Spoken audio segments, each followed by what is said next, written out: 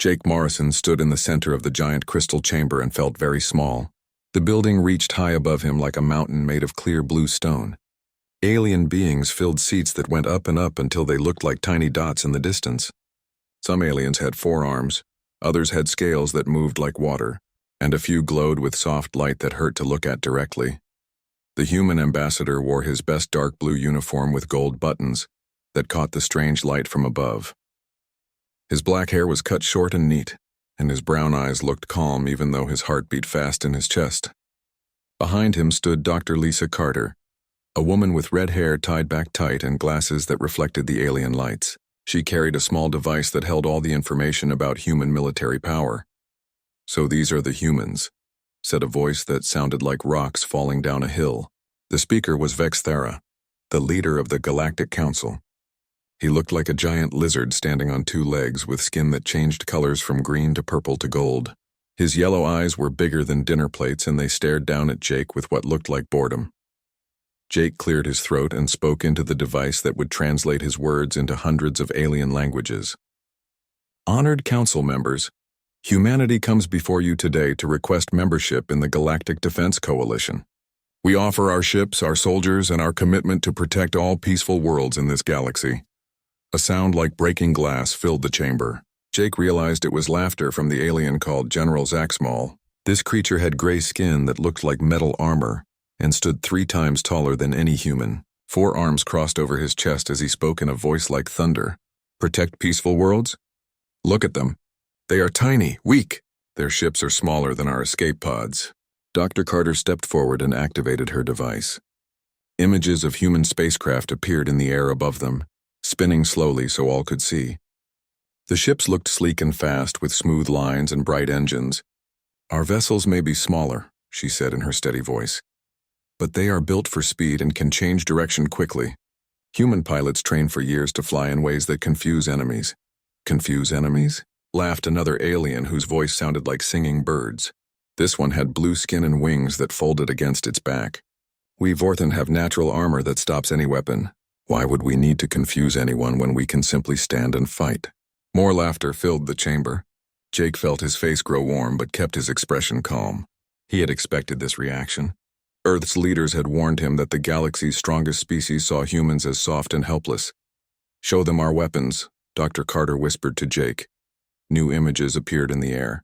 Human soldiers carried guns that shot metal bullets, wore armor made of simple materials, and moved in small groups instead of huge armies. Next to them appeared images of alien weapons that could burn through solid rock, armor that could stop planet-killing explosions, and armies of creatures that could tear apart buildings with their bare hands.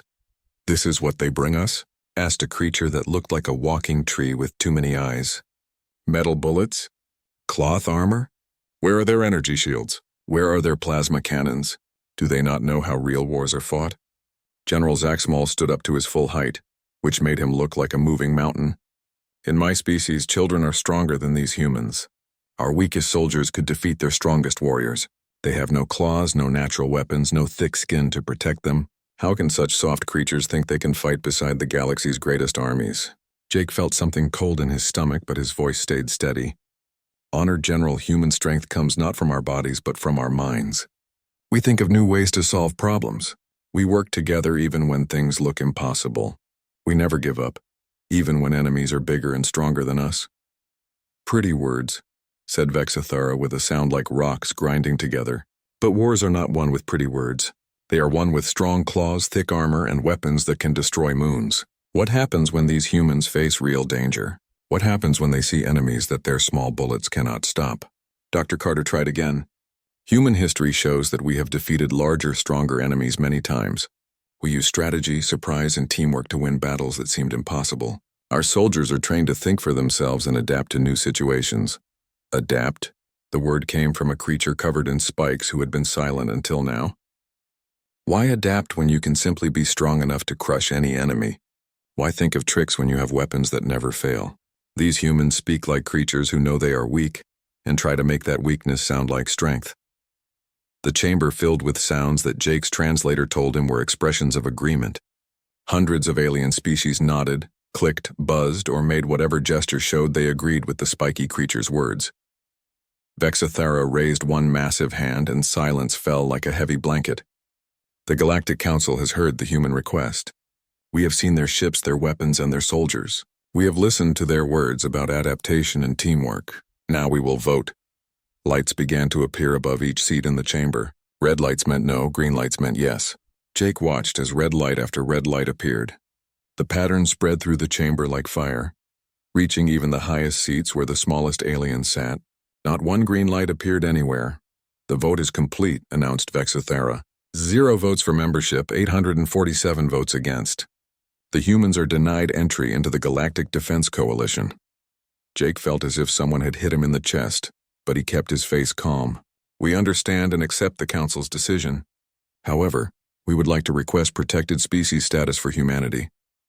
Granted, said Vexathera without hesitation. Humans will be classified as a protected agricultural species. We suggest you focus on growing food and making art, while the real warriors handle the galaxy's defense. Your worlds will be marked as non-military zones. Thank you for your time, Jake said with a small bow. He turned and walked toward the exit with Dr. Carter beside him. Their footsteps echoed in the huge chamber as alien voices began talking again. As they reached the door, Jake heard General Zaxmol's voice rise above the others. Soft little mammals, the giant alien said with his thunderous laugh. They probably run away from their own shadows. Good thing they will be safe on their little farms while real soldiers do the fighting. The door closed behind them with a sound like breaking stone. Jake and Dr. Carter walked through the crystal hallways in silence until they reached their small ship. Only when they were inside with the door sealed did Jake allow his shoulders to drop. Well, said Dr. Carter as she sat down heavily in her chair. That went exactly as badly as we expected. Jake looked out the window at the beautiful alien city below them. Maybe it's better this way. Let them think we're weak. Let them believe we can't fight. They'll learn the truth soon enough. Captain Roy Henderson appeared on their communication screen. The older man's gray hair and lined face showed years of military service. I monitored the entire session, also picked up their private communications afterward. They're calling us Galaxy's newest pets, and making jokes about cute little humans who think they're warriors. Note it all down, Jake said quietly. Every word, every insult, every joke. Someday we might need to remind them of this conversation. Dr. Carter removed her glasses and cleaned them slowly. You really think we'll get that chance? Jake looked up at the stars visible through the ship's window. Somewhere out there in the dark space between galaxies, he felt certain that danger was coming. When it arrived, the galaxy's greatest warriors might discover that their strength was not enough. They might learn that sometimes the smallest and weakest creatures fight the hardest when everything they love is threatened. Yes, he said finally, I think we'll get our chance. Helen Price stared at the screen and felt her blood turn cold. The image showed something that should not exist, something that looked more like a living creature than a spaceship. The vessel stretched for miles through space, its surface moving and changing like skin. Parts of it pulsed with dark light while other sections grew new shapes as she watched. Are you getting this? She asked her communications officer, a young man named Billy Chen who had gone pale as paper. Recording everything, Commander, Billy said, his voice barely above a whisper, but the readings don't make sense. The ship's energy signature keeps changing. One second it looks like metal, the next like some kind of biological tissue. Helen commanded the UES Horizon, a small reconnaissance ship designed to stay hidden and watch enemy movements. They had been sent to the edge of known space to investigate strange signals that long-range sensors had detected 3 months ago. What they found was beyond anything in the worst nightmares of military planners. How many ships do you count? Helen asked her sensor operator, Sergeant Amy Walsh. Amy's hands shook as she worked her controls. It's hard to tell where one ship ends and another begins. They seem to be connected somehow, but if I had to guess, I'd say at least 3,000 vessels, maybe more. 3,000? Helen felt sick. The entire Galactic Defense Coalition had fewer than 500 major warships spread across dozens of star systems. Are you certain? The formation keeps changing, Amy said. Some ships split apart into smaller ones, others joined together to make bigger ones. It's like they're all parts of some giant organism. Helen had seen many alien species during her 15 years in space, but these Zephyrian ships were different from anything in the galaxy's databases. They moved through space without visible engines, changed direction without slowing down, and seemed to communicate through some method that her equipment could not detect. "Commander," Billy said urgently, "I'm picking up transmissions from the Korthani border. It sounds like they're under attack." Helen's stomach dropped. The Korthani Empire controlled the strongest military in known space. Their ships could destroy small moons, their soldiers wore armor that could stop any weapon, and their leader, General Zaxmol, commanded fleets that had never lost a battle. If the Korthani were calling for help, something terrible was happening. "Put it through," Helen ordered. The voice that came through their speakers was full of panic and fear. Helen recognized it as belonging to a Korthani military commander, though the usually proud warrior sounded like a frightened child. "This is Fleet Commander Yakstul of the Korthani 3rd Battle Group. We are under attack by unknown forces. Our weapons have no effect. Repeat, our weapons have no effect. They absorb our energy blasts and seem to grow stronger. We have lost 18 ships in the first hour of battle, requesting immediate reinforcement from all coalition forces." The transmission cut to static. Helen and her crew sat in shocked silence. The Korthani 3rd Battle Group was one of the most powerful military units in the galaxy. Each of their ships could fight 10 enemy vessels and win. If they were losing 18 ships in an hour, whatever they faced was beyond imagination. "Commander," Amy said in a voice so quiet Helen almost missed it, "I'm detecting energy signatures moving toward the Korthani homeworld. The Zephyrian fleet is advancing." Helen made the hardest decision of her military career. "Set course for Earth. Maximum speed. We need to warn everyone." The UES horizon jumped to faster-than-light travel, leaving the nightmare behind them. But Helen knew they were only delaying the inevitable. Whatever those creatures were, they would not stop with the Korthani. On Earth, Admiral Jack Taylor sat in the deep underground command center that controlled humanity's small but growing space navy. The facility had been built into solid rock beneath the Rocky Mountains, its walls lined with screens showing the positions of every human ship in space. Jack was a tall man with iron-gray hair and eyes the color of winter storms. He had spent 40 years preparing for the day when humanity might face an enemy too strong for the galaxy's other species. That day had arrived sooner than anyone expected. President Kate Williams sat across from him, her dark hair showing streaks of gray that had appeared in the 3 months since the Galactic Council's rejection. She wore a simple black suit and the expression of someone who carried the weight of an entire world on her shoulders. "How bad is it?" she asked as new reports appeared on the screens around them. "Worse than our worst-case scenarios," Jack replied. "The Korthani homeworld went silent 6 hours ago. Complete communications blackout. Long-range sensors show the planet is still there, but no one is answering any calls." Kate felt something cold settle in her chest. The Korthani homeworld had a population of 12 billion people, defended by orbital weapons platforms that could destroy entire fleets. "What about their colonies?" "3 more systems have gone dark in the last 4 hours, said Director Sam Walsh, a thin man with nervous hands who ran human intelligence operations. "The pattern is always the same. First, we get panic calls about weapons that don't work. Then communications stop completely." On the main screen, a map of the galaxy showed red zones spreading like infection from the outer rim toward the center. Each red zone marked a star system that had fallen silent after reporting attacks by unknown forces. "What do we know about these Zephyrians?" Kate asked.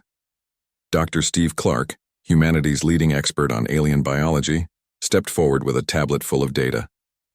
He was a small man with thick glasses and the pale skin of someone who spent most of his time in laboratories. "Based on the few images we've received, they appear to be some kind of biological-technological hybrid.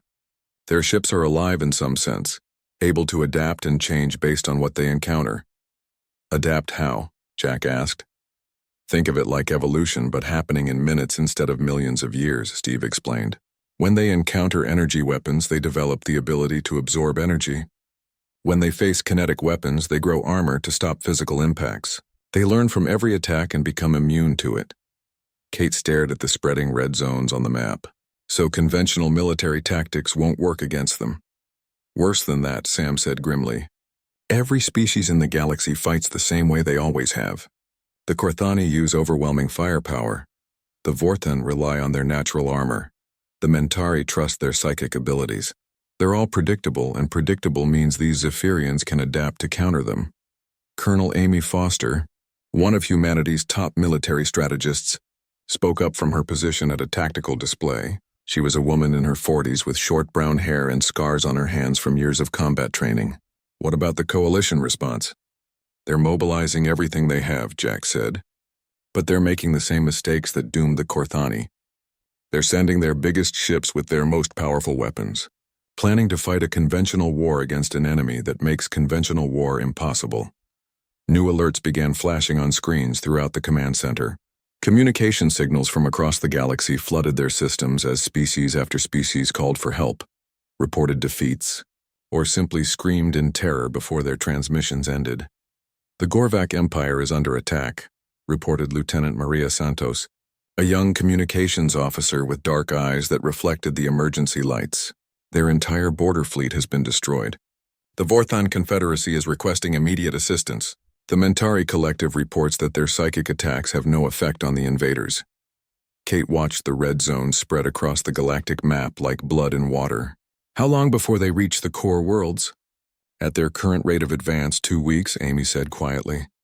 Maybe 3 if the Coalition can slow them down. Can the Coalition slow them down? Kate asked.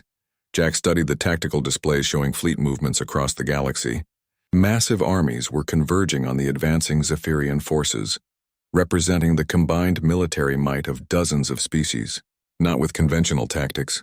Every species is fighting the way they always fight, using the strategies that made them dominant. But those same strategies make them predictable, and predictable means dead, Sam added grimly. President Williams stood and walked to the large window that looked out over the command center's main floor. Hundreds of people worked at stations below, coordinating humanity's response to the crisis. Most of them were young, many barely out of college, but all of them moved with the focused energy of people who knew that everything they loved depended on their work. What are our options? She asked without turning around. Officially, none, Jack said. The Galactic Council classified us as a protected agricultural species. We're not supposed to have any military capability worth mentioning. And unofficially, Jack exchanged glances with the other military leaders in the room. Unofficially, we've been preparing for this possibility since the day we were rejected by the Council. We have ships they don't know about, weapons they've never seen, and tactics they've never encountered. Kate turned back to face the room. Are you saying we might actually have a chance against these Zephyrians? I'm saying we might be the only ones who do, Jack replied. Every other species in the galaxy has one way of fighting. We have 1,000 ways. They're predictable, we're not. Nick Cooper floated in the darkness of space, watching the wreckage of what had once been the proudest fleet in the galaxy. The Gorvak battleship before him stretched for 3 miles, its thick armor plating torn open like paper by weapons that should not have been able to scratch its surface. Bodies of the giant warriors drifted past his helmet, their natural armor and enhanced strength useless against an enemy that had learned to kill them with their own tactics. This is incredible, whispered Tony Rogers through the communication system. The demolitions expert hung beside Nick, his tools scanning the destroyed ship for clues about what had killed it. Look at these burn patterns. Whatever hit this ship adapted to their shield frequency in real time. Maria Santos worked her way through a hole in the battleship's hull, her scanner recording everything she saw. As the team's technology specialist, she understood alien weapons better than most humans. But what she found inside the Gorvak ship made no sense. The damage is too precise, she said, her voice tight with concentration. It's like the attacking weapons learned exactly how to hurt these ships and then did only what was necessary to destroy them. Nick activated his thrusters and moved closer to the massive ship's bridge. Through the torn metal, he could see the command center where Gorvak officers had made their last stand. The warrior species had fought to the end, their claws and energy weapons scattered around the room, but nothing had saved them. Command, this is Cooper, he said into his radio. We're inside the Gorvak flagship. The destruction is complete, but it's not random. These Zephyrians studied their targets and then killed them with surgical precision. Admiral Jack Taylor's voice came through with a crackle of static. What do you mean by surgical precision? Nick looked around the command center, noting how every weapon had been neutralized and every defensive system had been turned against itself. They didn't just overpower the Gorvak. They learned how Gorvak ships work, how Gorvak warriors fight, and then they used that knowledge to kill them efficiently. No wasted energy, no unnecessary destruction. That confirms our worst fears, came the voice of Dr. Steve Clark from Earth. The Zephyrians don't just adapt to resist attacks. They study their enemies and develop specific counters for each species' fighting style. Tony found something that made him call the others over. Deep in the ship's engine room, he had discovered what looked like organic growths attached to the Gorvac power systems. The growths pulsed with a faint light and seemed to be studying the alien technology. "These things are still active," he said, keeping his distance. "They're like biological computers, analyzing everything about how this ship was built." Maria aimed her scanner at the organic growths and got readings that made her step backward. "They're not just analyzing the technology. They're copying it, learning to build ships like this one. But they're also studying the weaknesses, the design flaws that can be exploited." Nick felt a chill that had nothing to do with the cold of space. How long would it take them to fully understand Gorvac ship design? "Based on these scan results? Maybe 6 hours," Maria said quietly. "And once they understand one ship, they'll understand all ships built by the same species." The team worked quickly to gather samples and data before leaving the dead battleship behind. As they flew back toward their hidden base, Nick thought about what they had learned. The Zephyrians were not just powerful enemies, they were learning enemies. Every battle made them smarter. Every encounter made them more dangerous. Back on Earth, General Beth Logan stood in a room filled with refugees from a dozen different alien species. The humans had secretly rescued survivors from fallen worlds, bringing them to hidden facilities where they could be questioned about Zephyrian tactics. Most of the aliens were still in shock, their pride broken by defeats they could not understand. "Tell me again about the ground fighting," Beth said to a Korthani officer, whose gray armor bore the scars of close combat. The alien's forearms trembled as he spoke, his voice lacking the thunderous confidence that his species was known for.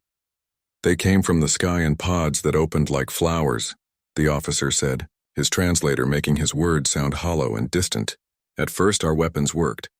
We destroyed many of their soldiers with our energy cannons, but then within minutes they began to change. Their skin grew thick where our energy hit them. Their movements became faster to avoid our targeting systems." A Vorthon survivor, her blue wings folded tight against her back, spoke up from across the room.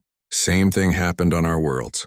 We have natural armor that stops any known weapon, but they learned to find the joints, the weak spots we didn't even know we had. By the end of the first day, they were killing us as easily as stepping on insects." General Logan made notes on her tablet, comparing the accounts with similar reports from dozens of other species. The pattern was always the same: initial success followed by rapid adaptation and complete defeat. "What about working together? Did different species try to coordinate their attacks?" "Coordinate?" The Korthani officer made a sound like grinding metal that his translator labeled as bitter laughter. "We Korthani fight with honor and strength. The Vorthan use their flying attacks. The Mentari rely on mind powers. How do you coordinate such different approaches?" "You don't," said Dr. Steve Clark, who had been listening from the back of the room. "Each species has one way of fighting, perfected over thousands of years. You've become so specialized that you can't adapt to work with others." Beth nodded grimly. This was exactly what human military planners had feared. The galaxy species were like master craftsmen, each perfect at their own specialty, but unable to change when their specialty failed them. Colonel Pete Jackson entered the room carrying a tablet full of tactical data. He was a Marine officer with short black hair and the kind of steady eyes that came from years of combat experience. "General, we've finished analyzing the battle recordings from 15 different engagements. The Zephyrians show the same learning pattern every time." "Explain," Beth said. Pete activated his tablet and projected images into the air above them. The images showed Zephyrian creatures in various stages of battle, their forms changing and adapting as they fought. They start each battle by taking damage and studying their enemies. Phase 1 is learning, even if it costs them casualties. Phase 2 is adaptation, where they modify their biology to counter specific threats. Phase 3 is domination, where they use their new adaptations to achieve total victory. The alien refugees stared at the images with expressions of horror and recognition. They had all witnessed this 3-phase process, but none had understood what they were seeing until now. "How long does each phase last?" asked the Vorthon survivor. "Depends on the complexity of the enemy tactics," Pete replied. Against the Korthani, who used straightforward energy weapons and frontal assaults, the complete cycle took about 4 hours. Against the Mentari who use psychic attacks, it took almost 2 days because psychic warfare is more complex to understand and counter. General Logan stood and faced the alien refugees. Here's what we need to understand. Every species that has fought the Zephyrians has fought the same way they always fight. Korthani use strength, Vorthon use flight, Mentari use mind powers. You're all predictable, and predictable enemies can be studied, understood, and defeated. What are you suggesting? Asked the Korthani officer.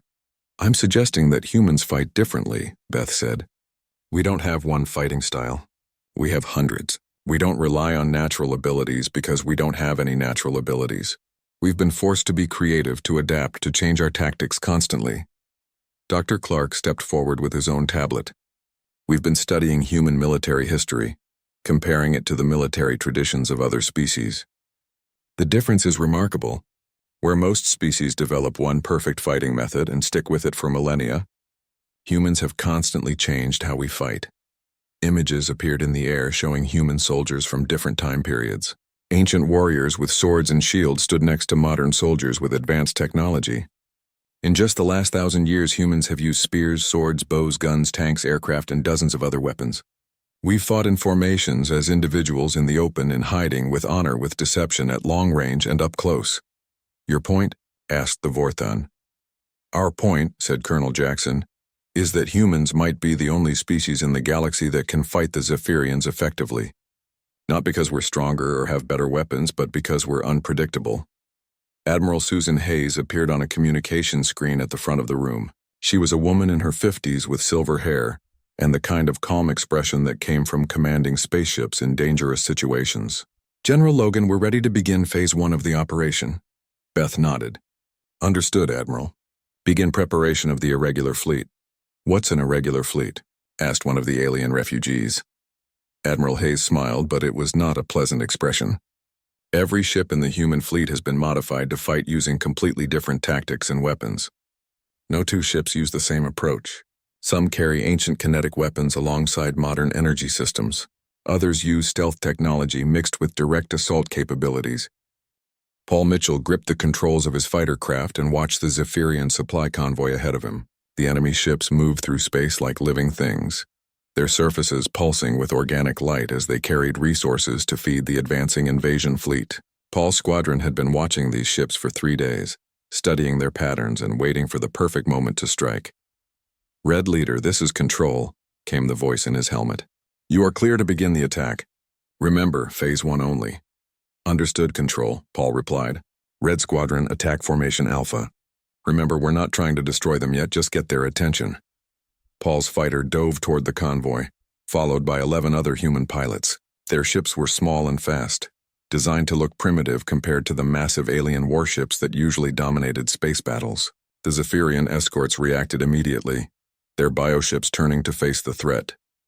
Deploying kinetic weapons, Paul announced as his ship released a stream of simple metal rods.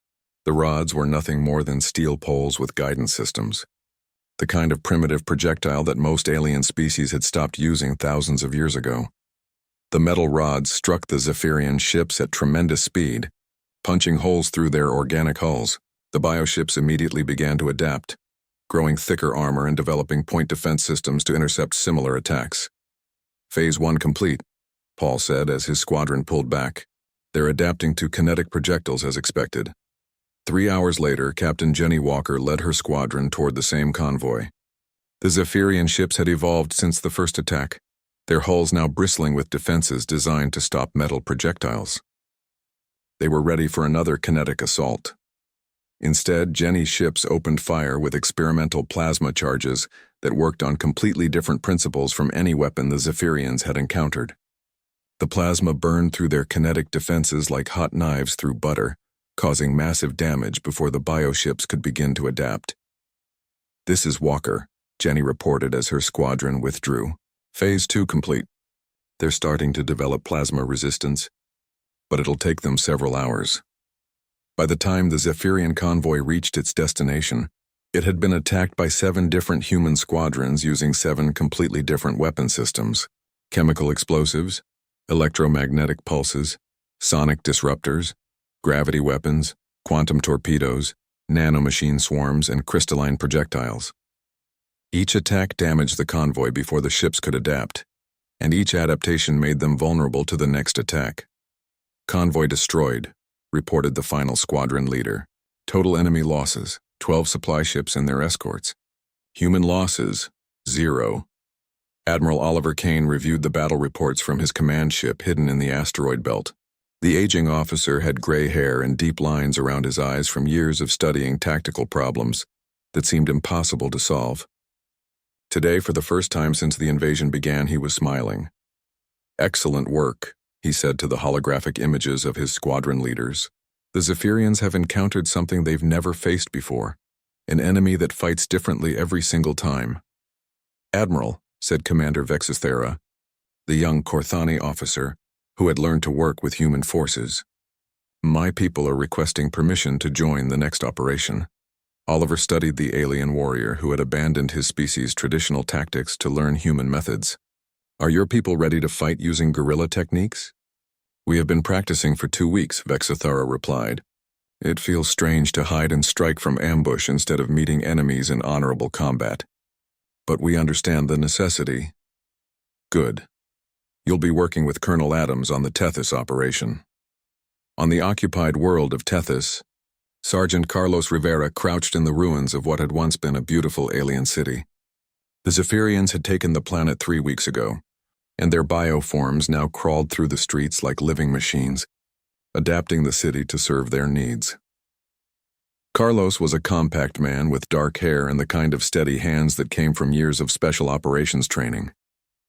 Around him, his squad prepared for another night of harassment attacks against the occupying forces.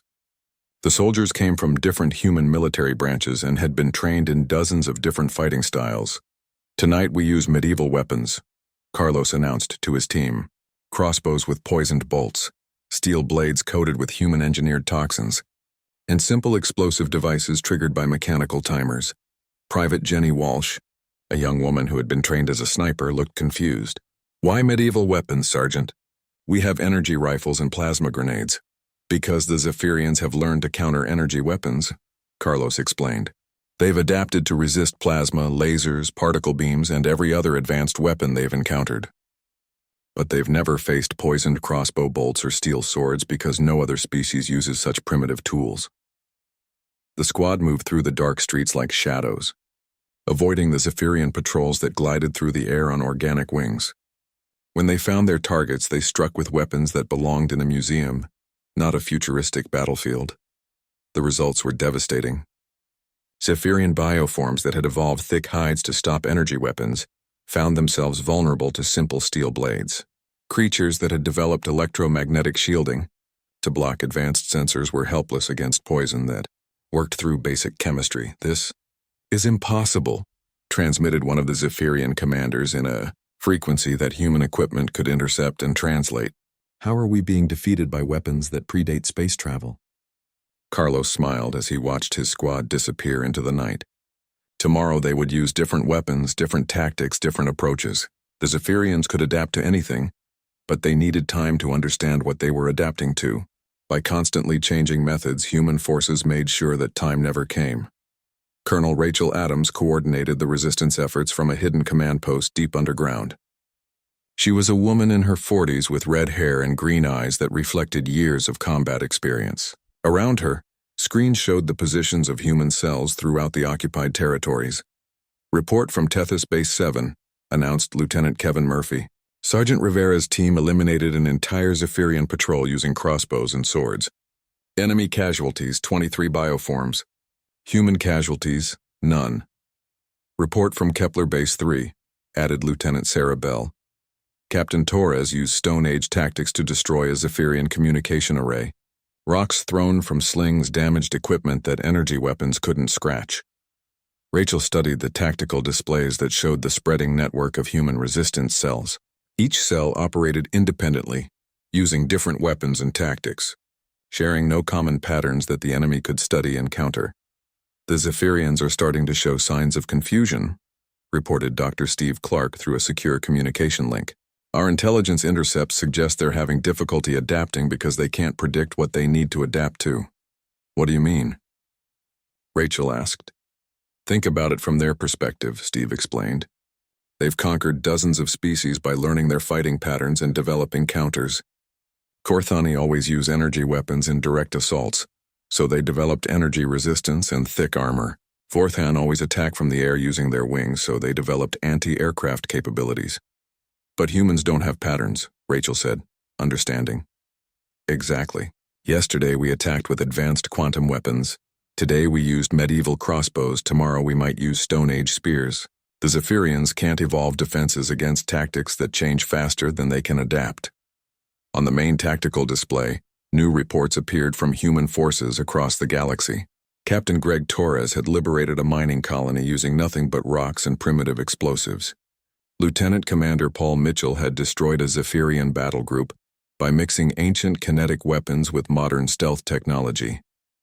Marine units led by Colonel Pete Jackson had driven occupying forces off 3 different worlds using tactics that changed daily. We're not just fighting them, Rachel realized. We're confusing them. For the first time since they began this invasion, the Zephyrians don't know what to expect. Commander Vex Thera appeared on one of the communication screens, his forearms working at alien control systems aboard a captured Zephyrian ship. The Korthani warrior had learned to fight using human stealth techniques, abandoning his species' traditional honor-based combat for the more effective methods of surprise and deception. Colonel Adams, he said, his translator making his voice sound strange but determined. My team has successfully infiltrated the enemy command structure on Rigel 7. We are ready to begin psychological warfare operations. Rachel smiled. Psychological warfare was one of humanity's oldest military arts, dating back to ancient times when armies would use noise, false information, and intimidation to defeat enemies without fighting. Most alien species had never developed such techniques because they relied on straightforward applications of superior strength or technology. Proceed with Phase 3, Rachel authorized. Make them afraid of shadows. Angela Price watched through the bridge windows as the largest Zephyrian fleet ever assembled approached Earth's solar system. The enemy ships stretched across space like a living carpet, their organic hulls pulsing with dark energy as they prepared for what they believed would be the final battle of their galactic conquest. Contact Admiral Taylor, Angela said to her communications officer. Tell him the UES Liberty is in position and ready to begin the final phase. Angela commanded one of humanity's most unusual warships, a vessel that had been designed specifically to confuse and disrupt enemy adaptation patterns. The Liberty looked like a standard human cruiser from the outside, but its interior held weapons and systems from a dozen different technological approaches, some so ancient that most aliens had forgotten they existed. Admiral Taylor responds that all human forces are ready, reported Lieutenant Kevin Murphy from his station. The coordinated chaos operation will begin in 30 minutes. Navigator Lieutenant Sarah Bell looked up from her instruments with concern in her eyes. Captain, the Zephyrian fleet is massive. Even with our unpredictable tactics, how can we hope to defeat so many ships? Angela smiled, but it was the expression of someone who had accepted that survival meant doing impossible things. We're not going to defeat them through firepower, Lieutenant. We're going to defeat them by being more human than we've ever been before. Across the solar system, human ships took their positions for the strangest battle in galactic history. Admiral Jack Taylor had spent months planning an engagement that deliberately avoided every principle of effective military strategy. Instead of coordinating their movements, human ships would operate independently. Instead of using compatible weapon systems, each vessel carried completely different armaments. Instead of following a unified battle plan, every captain had been ordered to fight according to their own judgment and creativity. All ships, this is Admiral Taylor, came the voice over the fleet communication system. Remember, there is no plan. There is no standard procedure. Every ship fights differently. Every engagement follows different rules. Make them adapt to you, then change before they can complete the adaptation. The Zephyrian fleet entered Earth's solar system with the confidence of predators who had never encountered effective resistance. Their bioships had evolved to counter every weapon, every tactic, every strategy that the galaxy's greatest military powers could deploy. They expected the humans to fight like every other species they had conquered, predictably, honorably, and ultimately unsuccessfully. Instead, they encountered something that their evolutionary programming could not comprehend. Captain, Greg Torres commanded a small destroyer that opened the battle by launching attacks using 5 completely different weapon systems simultaneously. Chemical rockets mixed with plasma cannons, kinetic projectiles fired alongside energy beams, and electromagnetic pulses triggered while gravity weapons distorted space around the target. The Zephyrian ships that engaged Torres began trying to adapt to all 5 attack methods at once, but their biological systems became confused when the Liberty switched to an entirely different combination of weapons before the adaptation could complete. "This is Torres," the captain reported as his ship danced through space, firing weapons that belonged to different centuries of technological development. "Enemy adaptation is failing. They can't keep up with the changes." Commander Lisa Thompson led a squadron of ships that had been equipped with weapons from humanity's ancient past. Stone projectiles launched at tremendous speed, chemical explosives that worked through basic combustion, and even simple steel spears fired from magnetic accelerators. The Zephyrian bioforms, evolved to handle advanced technology, found themselves vulnerable to attacks that predated space travel by thousands of years. "Confirmed," Thompson reported as her ships destroyed an enemy formation using weapons that belonged in a museum. "They have no defenses against primitive technology because they never expected to encounter it." The battle spread throughout the solar system as human forces implemented the most chaotic military strategy ever attempted. Ships fought using random combinations of weapons, tactics that changed minute by minute, and coordination patterns that deliberately avoided any consistency. Captain Dan Wright commanded a vessel that fought the first half of the engagement using advanced stealth technology, then suddenly switched to direct frontal assault using the most primitive weapons in humanity's arsenal. The Zephyrian ships pursuing him adapted their sensors to detect stealth systems, only to find themselves facing an enemy that had abandoned stealth entirely in favor of throwing rocks. "The enemy fleet is showing signs of system-wide confusion," reported Dr. Steve Clark from his monitoring station on Earth. "Their adaptation processes are overloading. They're trying to evolve defenses against threats that keep changing faster than evolution can work."